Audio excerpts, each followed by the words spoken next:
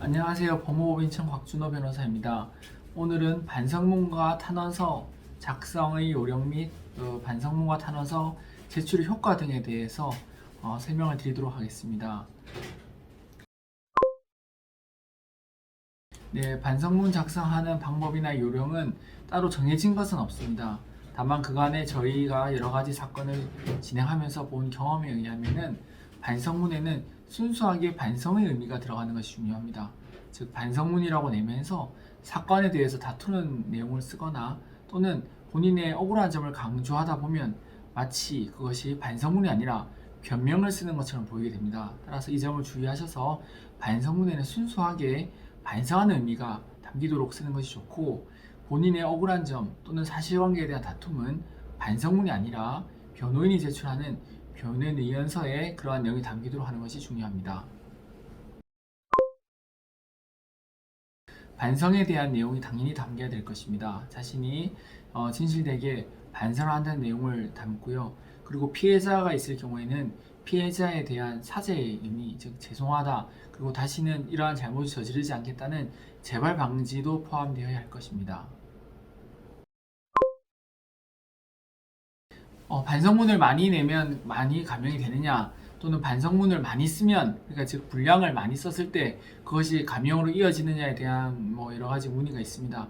결과론적으로는 반성문 작성의 분량이라든지 또는 반성문 제출의 횟수와 감형과는 큰 상관이 없습니다. 반성문은 피고인이 얼마나 자신의 잘못을 반성하고 있는지에 대한 진솔한 태도가 중요한 것이지 횟수 분량하고 관계가 없고, 오히려 지나치게 많은 횟수를 낸다거나 또는 많은 분량의 반성문을 내는 것은 재판장님께 좋지 못한 인상을 주는 경우도 있으므로, 한 번을 내더라도 진솔된 내용으로 분량은 편지지 한 두세 장 정도 분량으로 쓰는 것이 좋습니다. 예. 어떤 분들은 반성문을 내는 것이 무죄 주장하는 것과는 결이 안 맞기 때문에 무죄 주장하는 경우에 있어서는 반성문을 내면 안 된다, 이렇게 말씀하시는 분도 계십니다.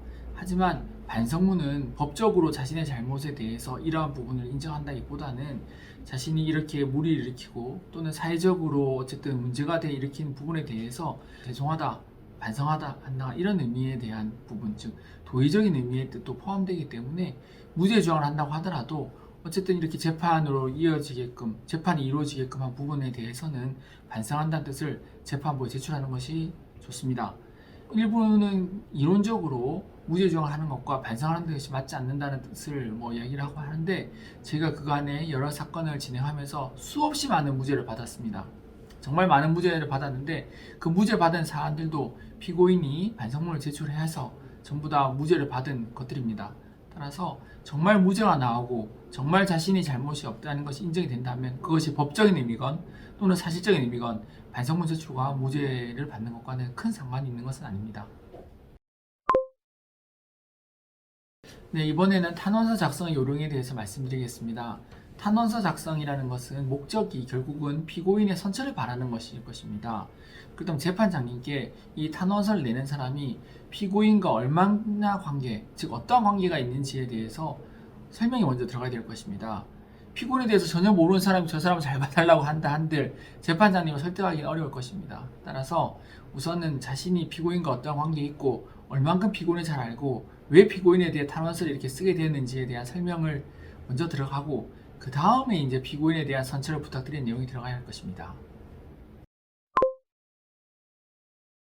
네, 탄원서를 많이 받아내면은 감형이 많이 되느냐, 또는 탄원서를 분량을 많이 쓰면 또 감형이 되느냐에 대한 이러한 문의가 많이 있습니다.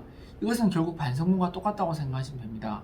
물론 탄원서를 많이 받아내면 사회적 유대관계에 대한 부분을 재판장님께 호소할 수 있는 장점이 있지만, 그렇다고 탄원서든 반성문이든 그것을 10장을 내면 더 많은 감형이 되고 20장을 내면 더 되고 이런 것은 아닙니다. 탄원서도 수많은 사람들한테 받아내는 것이 기본적으로 좋은 것은 맞습니다만은, 그 많이 받아낸다는 것의 분량이 정해진 것이 아닐 뿐더러 더 많이 받아낸다고 해서 10장 받아내는 사람이 20장을 받아내는 사람보다 감형이 적게 되고 또는 100장을 받아내면 더 많은 감형이 이루어지고 하는 것은 아니므로, 탄원서 역시도 한 장을 받더라도 얼마나 피고인과 잘 아는 사람이 얼만큼 진솔되게 그 재판장님께 선처를 설득하는지가 중요할 것입니다. 지금까지 반성문과 탄원서 작성의 요령과 반성문과 탄원서 제출 효과에 대해서 말씀을 드렸습니다. 보다 구체적인 점들에 대한 궁금한 점은 저희 법무법인에 문의를 주시면 저희가 친절하게 상담을 드리도록 하겠습니다. 감사합니다.